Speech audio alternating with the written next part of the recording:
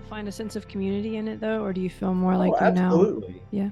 Yeah, no, absolutely. I've met so many people like who, dear friends and amazing, talented. I mean, for me, like one of the major benefits, like I was never interested in custom motorcycles and doubly never interested in choppers until I realized with custom motorcycles that I was riding custom motorcycles. Like a cafe racer is a custom motorcycle. Mm-hmm. I altered that motorcycle to suit my tastes. Like, oh gosh, I guess I've been mucking around with custom bikes since the 80s. So when Cycle World asked me to start writing about custom bikes, it really changed my head. And then I started meeting these incredibly talented uh, individuals who are artists working in the medium of motorcycles. And that has fascinated me. It's been a whole other sort of connection between aesthetics and motorcycling and all the tensions within both the genre in terms of like functionality versus non-functionality and aesthetic trends and copycatism and the people who are really doing innovation and some people who are, it doesn't really matter. It's like if people are interested in aesthetics, they're going to do their thing. But it's been amazing meeting a few people who are really truly gifted, and it's been exciting, and a lot of them have become friends, and that's been a rich reward for me personally. It's like meeting incredible people who are also certain collectors and certain other writers. So that's like on the personal level, my community. It's like finding my peers, and then in the more broad sense, finding it really important to support the community as a whole because it's changing a lot, especially publishing. It's like, how do you get younger people into motorcycling? The custom scene really helped starting in about 2010. Bike Exif and uh, Pipeburn and all these other uh, blogs about customization have really introduced a whole new audience. But now those folks are 10 years older than Mm-hmm. they're 30s and 40s now. And how do you get the Mm-hmm. teenagers I guess again? there's patterns kind of like this, and some of it goes back to that. What is this rebellious or edge work today that we do associate with this kind of cafe racer or the James Dean, or I don't know. Is that still able to connect in a world where we have to rethink what motoring even means? Yeah. Well, I've done a lot of stuff around electric vehicles and, the first book about electric motorcycles and done a lot of articles. And yeah, that can exist in the electric scene too, Well, that's what with I really wanted to talk to you about. That the electric revolution was the the first exhibit you did at exhibit. Peterson. Yeah. Yeah. That And was after the current. You wrote the uh, current, or you? it, it was after the current. Yeah. Okay. I started the current as a web vertical on our website, just doing stories about the electric industry. And then we had already done Custom Revolution. That was my first exhibit at the Peterson. I was approached by the Peterson to curate an exhibit about Southern California custom motorcycles. I said, well, how about if we do something that's more like the global? There's never been an exhibit of like the global custom scene. So they supported me in spending a lot of money shipping bikes from all over the world Mm-hmm. that I thought were like apex examples of custom motorcycles from Japan and Germany and England and United States. So for our next exhibit, I thought, well, maybe we should do something about the electric industry because I had just done the current with The book, Gestalt. or Yeah, there's a the book, book. a beautiful book with the little Yeah, cake with a cake on the cock cover. on. It's Yeah. such a beautiful book. Oh, another one, It was, another beautiful bike, but yeah, perfect choice of the cover. really beautiful. And so, yeah, we decided the next exhibit would just be Electric Revolution after Custom Revolution. So it seemed like perfectly natural. But anyway, Electric Revolution proved to be like hugely popular. Like we got Mm-hmm. something like a billion media impressions on that exhibit. Mm-hmm. And it was an important exhibit for me too, just kind of as an expression of a culture around a new medium. That's like motorcycles, yes, they've been around forever, but electric motorcycles have not, and electric cars have not. And the concept around electric revolution as an event, like we were developing this kind of festival, was to create to help create a culture around electric vehicles like we've had a culture around gas vehicles for 130 years. Drag racing and drifting and rallying and, races around the center of a small town on like stand-up scooters or electric bicycles. And, it's like there is a culture developing around electric vehicles, and we Mm-hmm. want to kind of highlight that culture as a way of supporting the industry. And I've kind of come to the conclusion now that the industry doesn't need my support anymore. It's not that I'm not interested, of course, but I feel like the industry is standing on its own legs now. Like when I first started riding in 2009, the industry was not standing on its own Yeah, I was legs. about to say you sort of helped create that Well, I in a way. was writing about it for sure But across also the with day. this exhibit and this book, I mean, Right. Yeah, those are for sure. markers for sure. Yeah. It shows that it's worth people's time and energy in a way. And it showed that so many people are interested in it. Yeah, And it exactly. documents this historical change. Do you think what do you think about this change in motorcycling? Do you think it's either or with ICEs or EVs, or how does it We may manifest not in have your a own life? choice. Hmm? We may not have a choice, given legislation. I mean, my eyes were really opened about the electric motorcycle scene 2000, what I think 10 years ago. We went to Shanghai. It wasn't that long ago, actually. It was more like 8 years ago. And internal combustion small vehicles have been banned in the center of Chinese cities for a long time. And so everything there is electric, and it's quiet and the air is fresh. And it's like, oh my God, this is the best thing in the world. Right. So it really kind of opened my eyes of like how it could look in an American city or a European city. Having lived in France, it's like in the summertime when you've got 80 mopeds, hopped up mopeds, like gunning their exhaust at a green light, and the air is suddenly filled with two-stroke smoke, which has a ton of unburned alcohol fuel. It's like your eyes are stinging and it's miserable. And you can do the same thing without creating any fumes. You can have the same level of fun without the obnoxious element. So um, I'll always love my internal combustion motorcycles, but let's be realistic. The future is here.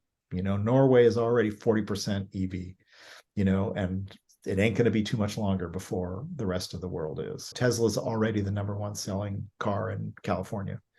It's the future, you know.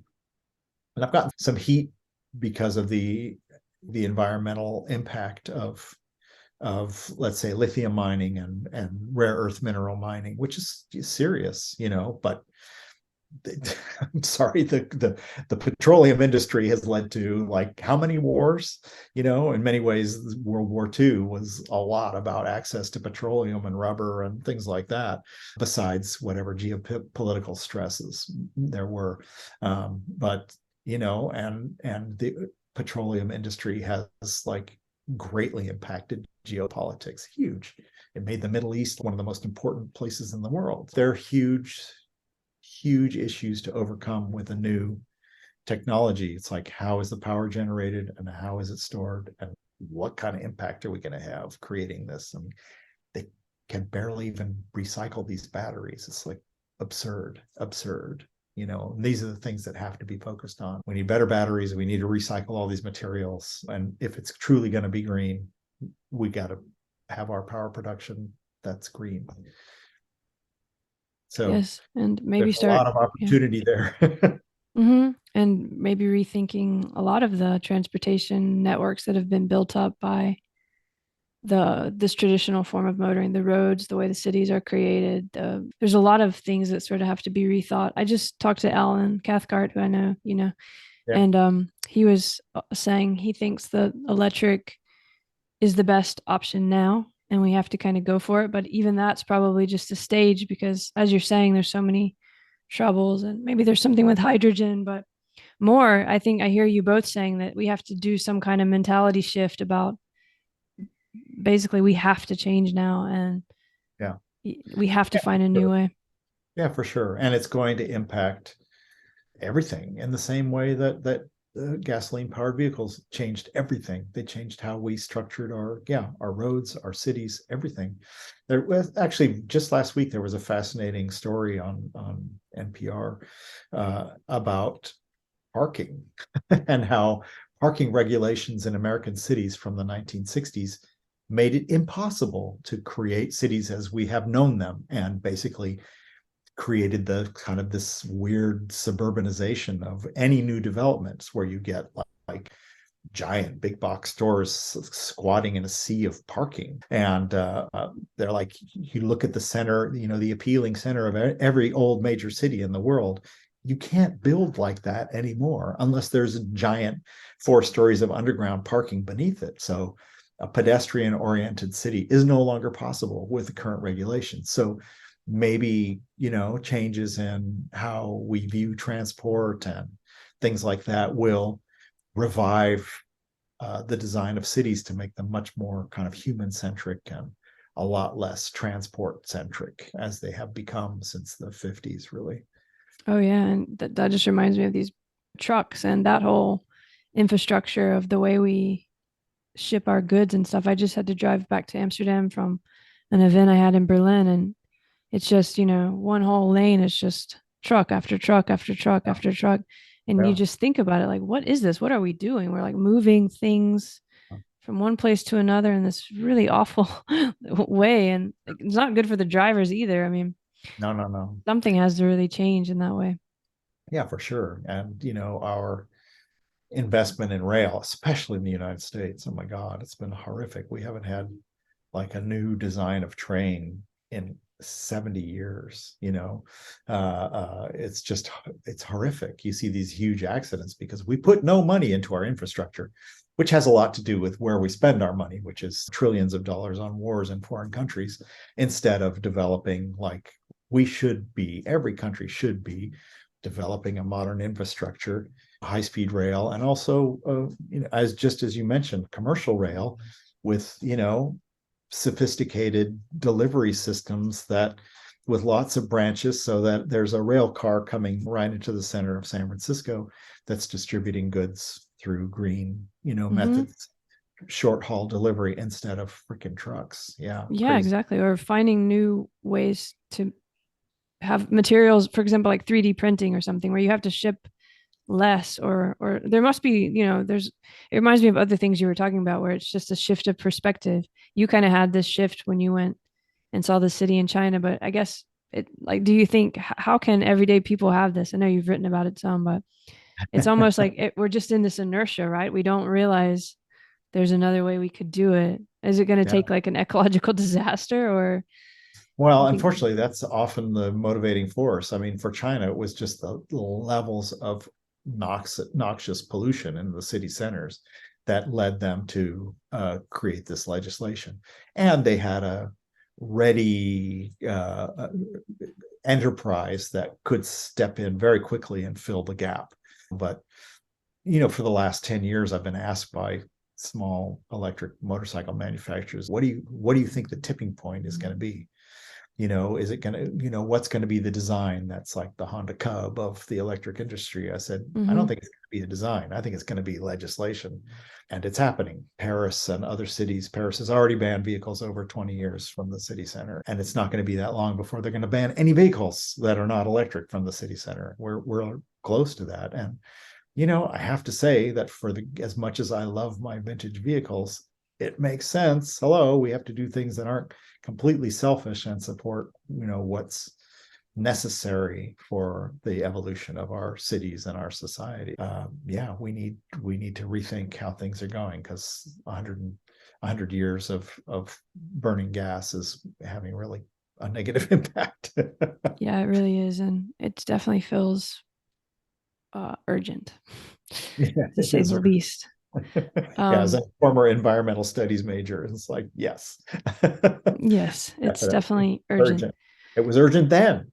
We Yeah, knew and now it it's in just like, the please, 80s. That was 43 years ago we were talking about this wow, stuff. gosh, yeah, you were already Jimmy thinking Carter about. put solar panels on the roof of the White House, and Ronald Reagan took them right back off. This Mm-hmm. has been up for over 40 years, so, and there's just been a tremendous amount of resistance because of an entrenched industries. It's threatening it's an existential threat for the oil industry, and they're incredibly rich and they have a lot of influence, and there's a lot of history and a lot of culture, and those forces have also had their voices heard. There's a Mm-hmm. lot of people in the motorcycle world who like, I don't want anything to do with electric bikes. I like my Yeah. bike. I want to be able to ride my bike, my internal combustion bike, forever. It's like, well, maybe you will, maybe you won't. And that's just reality. It was never always thus, and no one guaranteed you the right to have X. But, if you would try riding an electric motorcycle, you would probably find that it's a lot more fun than you think.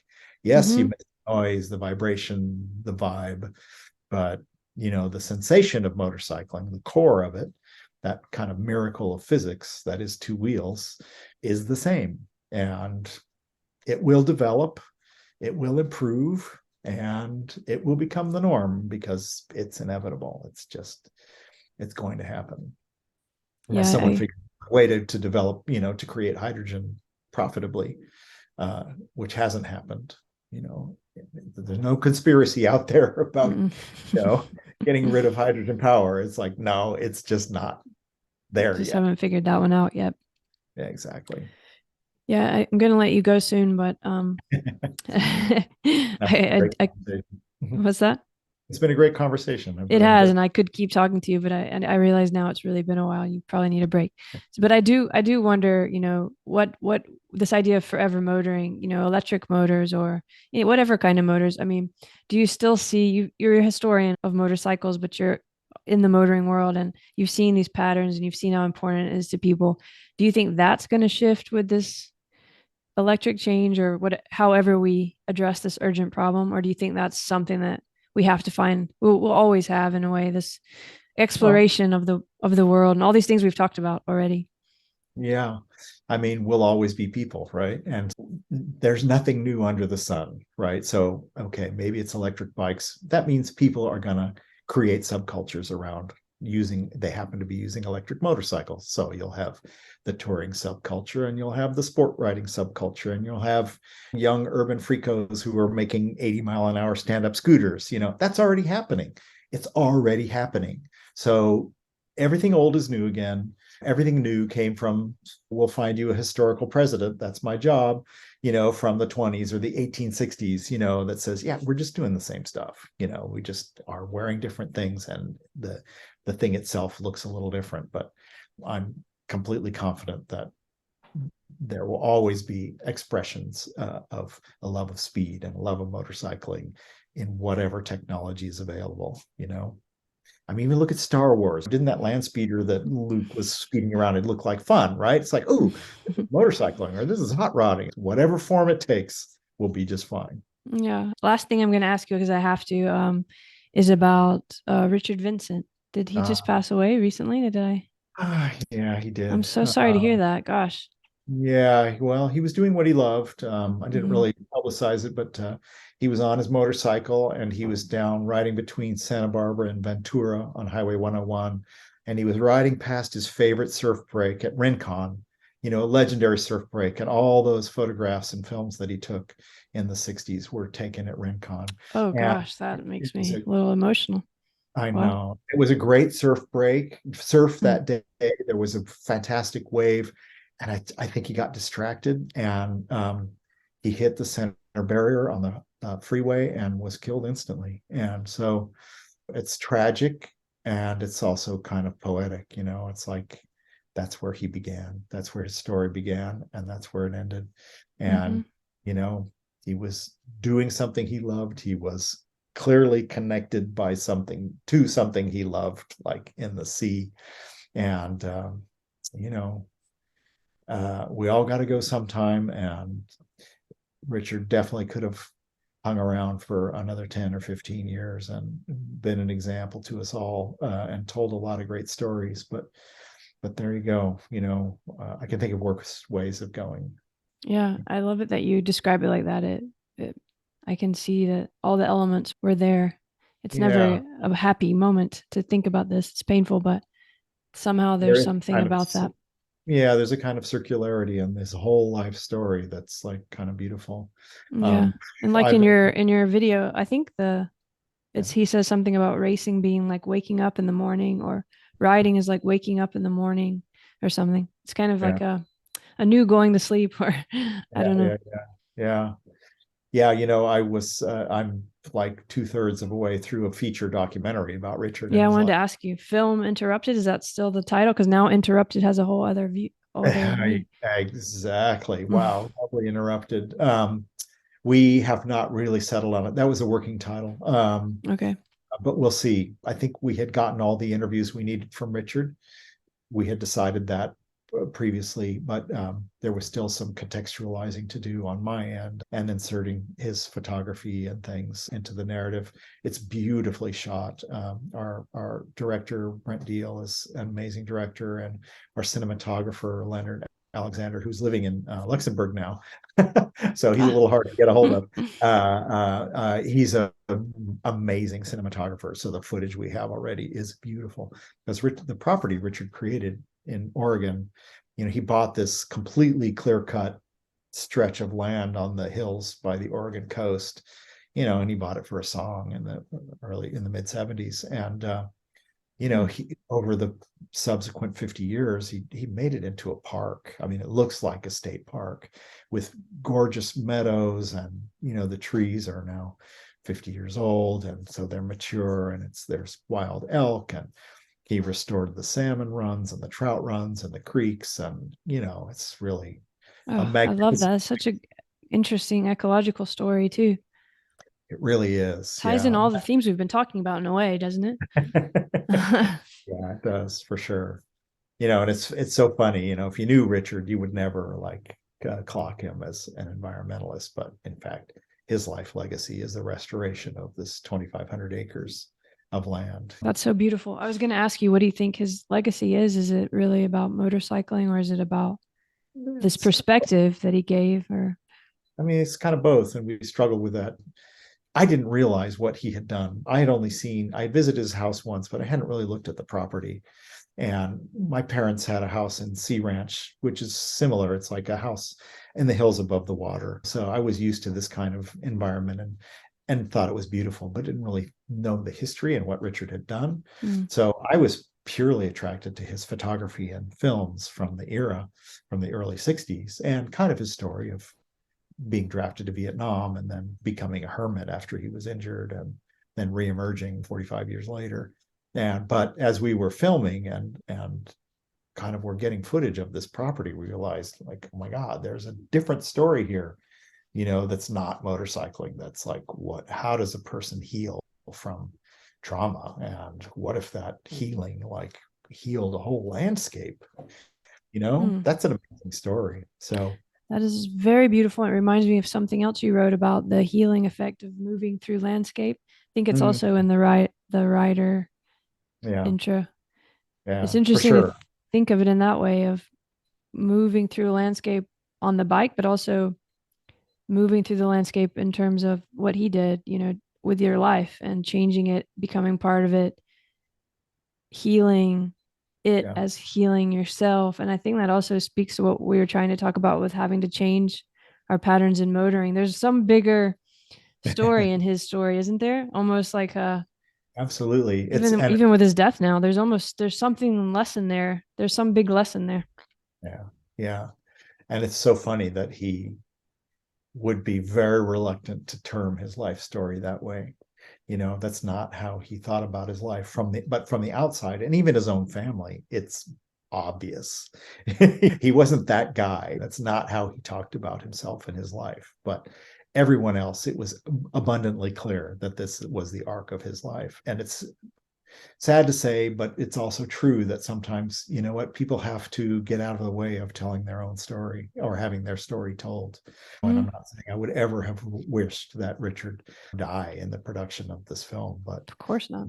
But I know uh, what you mean. It's hard for us to see our own lives well, as, and as I was saying with Anki Eve Goldman and John mhm. Reed, it's like people like not wanting their story told while they're alive. It's like, okay, I guess I'll tell Anki Eve Goldman's story when she's gone, and probably true of John Reed. The problem is, it's like they don't usually let you interview them at that point to get as deep a story as possible, but that's okay. You get what you get, and you tell the story you can. So Hmm.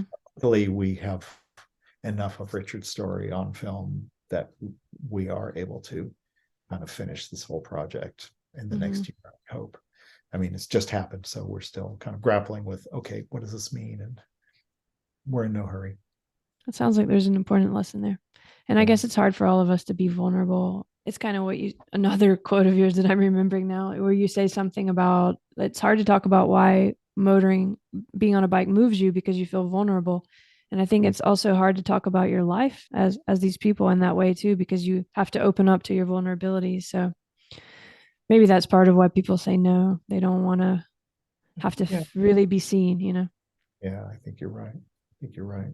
And it's a lesson for all of us. It's like they, the corollary to that. I mean, so there's the one aspect of, being shy to tell your own story or feeling like you don't really want that kind of focus put on you. But on the other hand, what we often fail to see, and even what I often fail to see, because I feel, doing the work that I do is very isolated.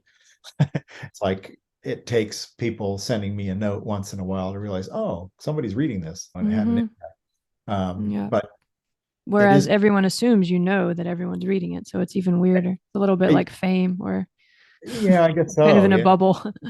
Yeah, it's impossible to have that kind of exterior perspective unless you get that kind of feedback. So, but I don't think it's, I think it might be important, let's say in the case of John Reed, it's like to understand how much their story can mean to other people. It's like this is important. You had a unique life story and it was very interesting and you did your thing and you were successful and you had an impact and people want to read about that because it's It's so important. And important. It's the most important thing we can give is it goes back to this exploration idea we talked about with the overland exhibit and other ways like and your career. What I was trying to point out is you're opening up new paths for people.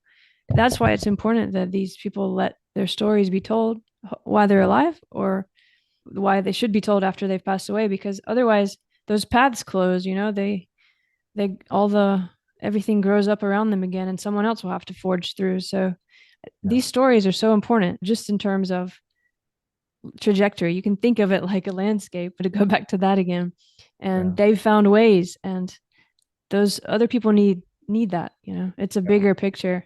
I think yeah, you can tell that with Vincent's story too. And yeah, it shows people that they can care about what they really care about and they can heal and it can also be healing in a wider way. for sure.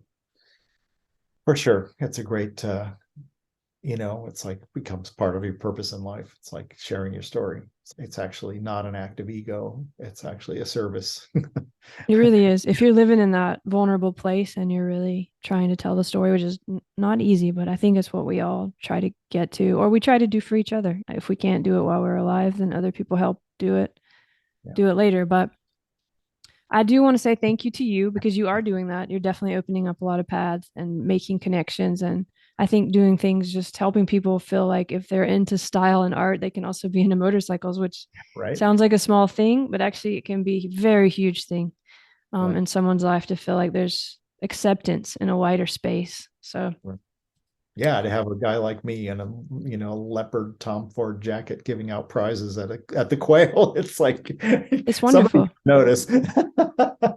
It's And not only fascinating, but it just opens up. It's like, oh, we don't have to have these stereotypes of you can be stylish and you can ride bikes and you can like, why is it one or the other? It's not, but it takes somebody doing it. And it's actually, it kind of has to be authentic and it's a bit of a brave thing. So, and I think you do it with your blog too and your photos. I mean, everything that you do has this kind of style, which is kind of what an artist does. So, yeah, I just want to send you some gratitude for that and hope you keep doing it and good things come. thank you. And thanks for talking to me for so long. My goodness. Oh, it's so fun. Great conversation. It Thank was you. fun. I really enjoyed it. Is there anything we didn't talk about that you want to make sure you say or anything you want me to put in the notes?